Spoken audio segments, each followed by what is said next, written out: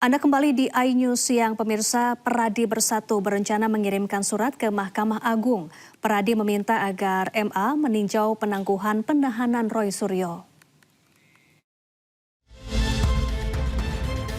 Belum juga usai sidang pra-peradilan Roy Suryo, lawannya Peradi Bersatu sudah ancang-ancang akan menjebloskan tersangka fitnah ijazah itu ke penjara. Strategi yang akan dipilih Peradi adalah mengirimkan surat kepada Mahkamah Agung agar kembali meninjau penangguhan penahanan Roy Suryo. Sekjen Peradi Bersatu Ade Darmawan menyebut langkah itu sengaja mereka ambil agar Roy Suryo tidak terus-terusan mengajukan sidang pra-peradilan. Kalau ada pra-peradilan lagi yang akan dilaksanakan oleh tim Roy Suryo, otomatis harus segera dimasukkan ke dalam tahanan. Kenapa? Ketika pra-peradilan dibacakan dan itu tidak menang atau kalah, kemudian ada niatan lagi untuk memperapit, itu harus segera dilakukan penahanan. Maka kami akan mengajukan permohonan perhatian hukum dan tinjauan kembali status penahanan terdakwa Roy Suryo sebagai residivis. Sementara itu sebelumnya ahli pidana Didit Wijayanto berpandangan penangkapan Roy Suryo sudah cacat prosedur. Didit menyebut dalam hukum acara pidana, proses pelimpahan tahap 2 atau penyerahan tersangka dari penyidik ke jaksa, maka tersangka tidak perlu ditangkap, apalagi ditahan. Pemirsa, oknum TNI aktif diduga terlibat korupsi MBG. Kejaksaan Agung menyebut oknum TNI berpangkat kolonel itu ada di balik pembelian 21.000 motor listrik.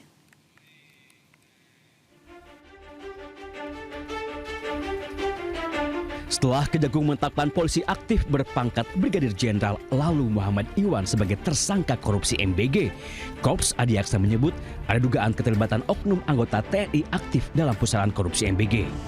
Kejagung menyebut oknum TNI berpangkat kolonel itu berinisial BU. Di dalam tubuh Badan Gizi Nasional, BU memiliki jabatan ganda, yakni sebagai Sekretaris Deputi Bidang Penyediaan dan Penyaluran dan Pejabat Pembuat Komitmen atau PPK. Sebagai petinggi di Badan Gizi Nasional, BU diduga ikut kong kali kong mengatur penggelembungan harga barang dan jasa, termasuk pengadaan sepeda motor listrik yang jumlahnya mencapai 21.801 unit. Walaupun sudah menemukan keterlibatan oknum TNI, namun Kejagung tidak bisa serta-merta memproses BU karena masih berstatus TNI aktif. Penanganan terhadap oknum tersebut, yaitu saudara BU, itu dilaksanakan secara koneksitas bersama dengan penyidik pada Jaksa Agung Muda Militer. Jadi perkara itu termasuk sepeda motor ya, pengadaan sepeda motor itu karena ada keterlibatan oknum TNI aktif. Mendengar anggota TNI diduga terlibat korupsi MBG, Mabes TNI langsung buka suara. Kapuspen TNI Brigjen Muhammad Nas menyebut terkait masalah BU akan berkoordinasi dengan Kejagung.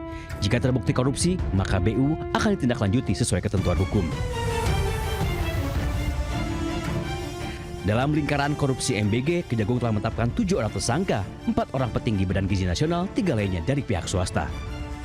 Tim Liputan iNews melaporkan.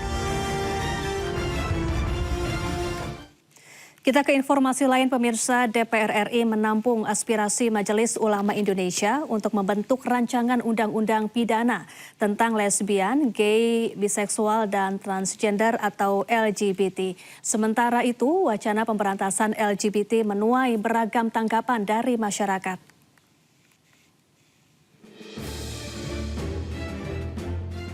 Majelis Ulama Indonesia tengah menggodok naskah akademik dan rancangan undang-undang pidana tentang lesbian, gay, biseksual, dan transgender atau LGBT. Wakil Ketua Umum MUI Kholil Nafis menegaskan langkah hukum ini diambil karena imbauan moral dinilai sudah tidak mempan membendung fenomena penyimpangan seksual di Indonesia. MUI menyatakan perang terhadap pelaku maupun kampanye LGBT. Adapun rancangan undang-undang pidana untuk memberantas perilaku LGBT di Indonesia mendulang beragam tanggapan dari masyarakat. Tanggapan saya sih bagus sih buat kampanye seperti itu karena kita harus gimana ya, harus menormalisasikan jati diri laki-laki gitu kan, jangan jadi kayak boti gitu. Tapi dengan kampanye yang dilakukan juga caranya. Kalau cara kayak gitu 50-50 lah, setuju nggak setuju ya, karena mungkin bisa menyakiti hati orang lain juga. Tapi dengan kampanye yang disuarakan Setuju saya. Jadi bisa masyarakat bisa mengetahui apa dampak dari bot ini juga, dan menjadi integritas kita untuk mengenalkan sebenarnya gender kita itu apa sih. Untuk kampanye berantas boti menurut saya oke ya, since LGBT di Indonesia kan masih belum diperbolehkan ya, masih ilegal. Cuman mungkin caranya kali ya Mas, nggak yang lindas boti atau apa anarkis banget. Cuman mungkin bisa baik-baik atau pengarahan kayak kalau nemu orang yang agak-agak boti bisa mungkin diluruskan atau dibilang baik-baik gitu. Ya, tapi jangan anarkis juga sih, kan manusia juga ya walaupun boti. Sementara itu DPR telah menampung aspirasi MUI untuk memberantas LGBT dan akan membahasnya. Tim Liputan iNews melaporkan. Ya, sebelumnya Presiden Prabowo Subianto resmi memasukkan penyebaran budaya LGBTQ sebagai ancaman non-militer.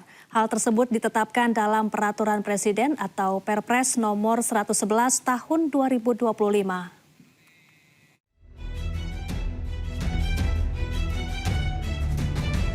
Pemerintahan Presiden Prabowo Subianto telah menetapkan penyebaran budaya LGBTQ sebagai salah satu ancaman non-militer terhadap kedaulatan dan keselamatan bangsa. Hal ini tertuang dalam Peraturan Presiden nomor 111 tahun 2025 yang menjadi landasan bagi kebijakan umum pertahanan nasional periode 2025-2029. Penyebaran budaya LGBTQ atau lesbian, gay, bisexual, transgender, dan queer diklasifikasikan ke dalam ancaman non-militer berdimensi sosial, budaya, dan ideologi. Pada bagian ancaman non-militer, penyebaran budaya LGBTQ masuk dalam satu klasifikasi bersama radikalisme, terorisme, judi daring, pinjaman online ilegal, hingga penyalahgunaan narkoba. Peraturan Presiden tersebut telah resmi ditetapkan pada 25 Oktober 2025 lalu. Kebijakan ini menegaskan bahwa pertahanan negara tidak hanya menghadapi ancaman bersenjata, tetapi juga ancaman terhadap ideologi nilai dan ketahanan sosial bangsa. Sepeda motor juru parkir di Sidoarjo, Jawa Timur raib digondol maling. Kejadian itu bermula saat pemilik motor lupa mencabut kunci kontaknya.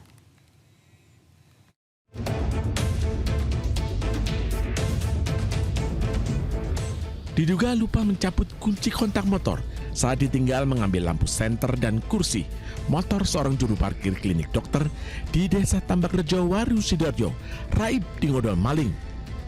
Dalam hitungan detik, pelaku datang berboncengan langsung melarikan motor korban yang ditinggal pemiliknya ke dalam klinik terekam CCTV. Korban hanya bisa berteriak minta tolong saat motor dibawa lari pelaku. Akibat kejadian itu, korban lapor ke polisi dan mengaku pasrah. Tidak merasa kontak itu kantil alias nyantol. Dan terus saya coba kursi. Naik kursi, saya bablas masuk ke dalam mau ambil senter parkir itu. Saya tidak merasa bahwa ada orang yang mendekati sepeda saya. Tahu-tahu sudah berapa orang-orang di luar itu.